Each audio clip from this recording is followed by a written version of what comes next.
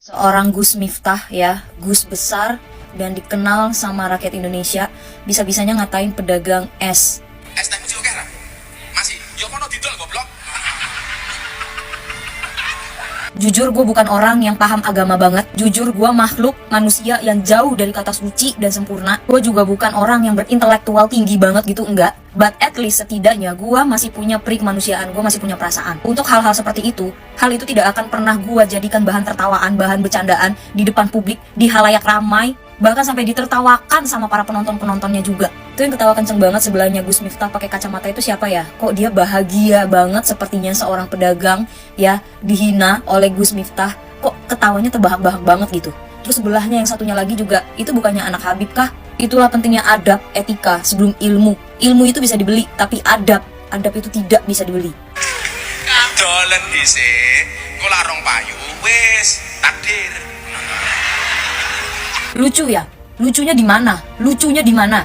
Jualin dulu, kalau nggak laku ya udah takdir. Apakah seperti itu bercandaan seorang Gus? Mungkin kalau itu bercandaan gue lontarkan ke temen gue gitu, temen bestie gitu, temen deket gitu, mungkin bisa diwajarkan, mungkin bisa dimaklumi. Tapi ini seorang pedagang yang kita nggak tahu, mungkin dia kerja dari pagi sampai malam, hujan-hujanan, panas-panasan, hujan-hujanan, panas-panasan untuk anak dan istrinya, tiba-tiba dikatain sama seorang Gus besar. Gue bener-bener gak habis pikir, dan Gus Miftah ini adalah salah satu kabinetnya Bapak Presiden Prabowo Subianto. Gue ngebayangin kalau bapak itu adalah bapak gue, karena sejujurnya bapak gue waktu masih ada ya, waktu bapak gue masih hidup gitu, beliau umur 82 tahun itu beliau masih bantuin gue jualan loh. Beliau masih bawain barang dagangan gue ke sekolah anak gue buat dijualin. Itulah perjuangan seorang ayah mencari nafkah untuk anaknya. Padahal bapak gue udah 82 tahun saat itu, dan di usia 83 bapak gue udah kembali ke pangkuan yang punya, udah kembali ke pangkuan pemiliknya. Gue gak ngerti Gus Miftah dan antek-anteknya yang di belakangnya dia itu yang ikut tertawa itu merasakan gak sih? Berpikir ke sana gak sih? Atau memang bercandanya dia seperti itu ya? Dan by the way, ada yang udah klarifikasi semalam gitu ya, apa kapan gitu? Semalam apa tadi subuh gitu, udah ada yang klarifikasi katanya memang ceramahnya Gus Miftah konsepnya seperti itu. Apakah dalam setiap ceramahnya Gus Miftah itu memang harus memaki dan menghina pedagang yang lewat saat beliau ceramah? Bahkan gue baca komentar ya, tanya jangan ditonton sepotong-sepotong dong, tontonnya sampai habis. Itu di akhir juga Gus Miftah beli dagangannya sampai habis.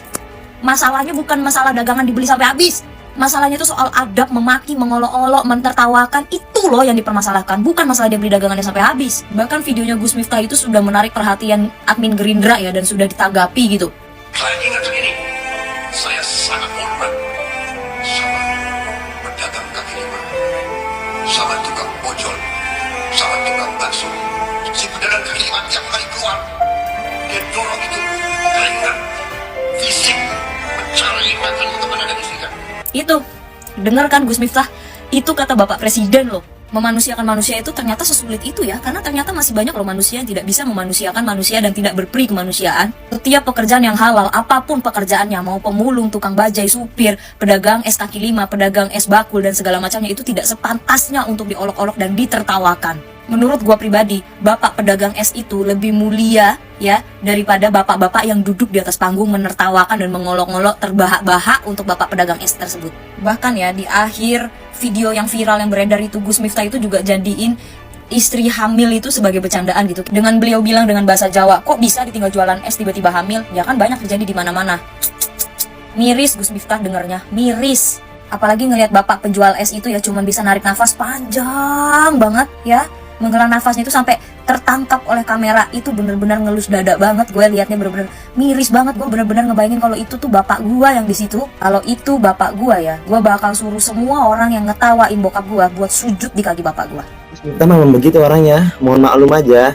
Oh gara-gara Gus Miftah juga itu orang jadi banyak rezekinya kan. Orang yang ngomong kayak gitu harusnya dibilang goblok. Gue kesel banget sama hal ini. Ada 3 yang bikin gue kesel. Pertama, Gus Miftah ngomong goblok. Kedua, orang-orang yang di pengajian itu yang pada ketawa, apalagi yang ketawa paling kenceng tuh. Yang ketiga yang bikin gue kesel, orang-orang yang masih ngedukung Gus Miftah di sosial media. Ih, lu tau gak Gus Miftah Gusnya apaan? Gusnya tuh Agus sakit itu. Ilmu lu seberapa sih sampai mau ngerendahin orang kayak gitu? Itu mau dilihat dari sudut pandang manapun, gue masih nggak paham orang yang ngedukung Gus Miftah tuh gimana. Mau dilihat dari sudut pandang manapun itu salah. Pertama, itu kata-kata kasar. Kedua, itu merendahkan orang lain. Ketiga, itu mempermalukan orang lain. halayak ramai. Lu bayangin, lu dipermalukan di halayak ramai, mau lu? Masih lu dukungnya kayak gitu?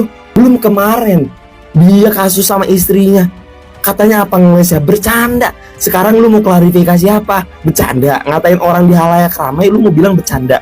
Ngatain orang goblok lu mau bilang bercanda. Please stop normalisasi yang kayak gini. Tolonglah netizen-netizen TikTok nih, gue lihatnya di komen masih banyak banget yang ngedukung.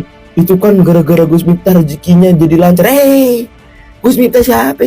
Tuhan, bukan. Segala sesuatu yang berjalan di dunia ini, bahkan daun jatuh pun itu atas kehendak Allah, bukan atas kehendak Gus Miftah, bukan. Apalagi sampai ada yang tokoh-tokoh ternama ya, gak usah gue sebut namanya, bilang kata itu metode dakwahnya Gus Miftah.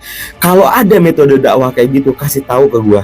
Dakwah aja itu adalah menyampaikan kebaikan. Kalau disampaikan dengan kata-kata kasar, pola pikirnya bagaimana itu ya?